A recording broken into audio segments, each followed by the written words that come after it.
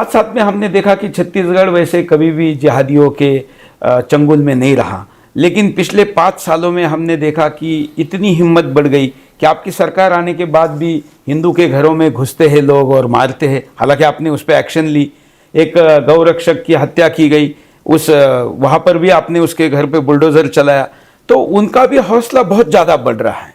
और रोहिंग्या घुसपैठ ये छत्तीसगढ़ जैसे राज्य में हो रही है। जी बिल्कुल, पिछले 5 वर्षों में ऐसे असामाजिक तत्वों का हौसला बहुत बुलंद हुआ, क्योंकि कहीं ना कहीं सरकार में बैठे हुए लोगों की तरफ से उनको संरक्षण मिलते रहा।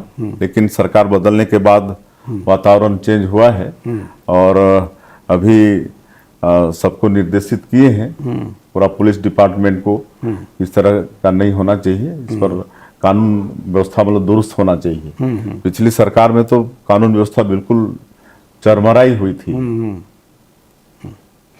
हमने देखा है कि दूसरे राज्यों से और दूसरे देशों से भी कुछ लोग धर्म के प्रचार के नाम पर, मजहब के प्रचार के नाम पर आते हैं। कई राज्यों ने उसको प्रतिबंधित किया है।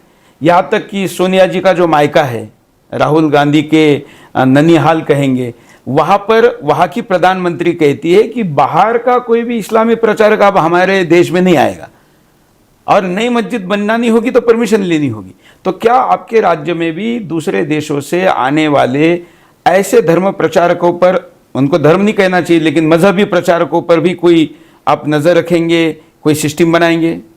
जी बिल्कुल, वो चाहे दूसरे देशों के लोग हों या फिर अपने प्रदेश के लोग हों, जो भी धर्मांतरण का काम करेंगे उनके ऊपर सख्ती से सरकार एक्शन लेगी।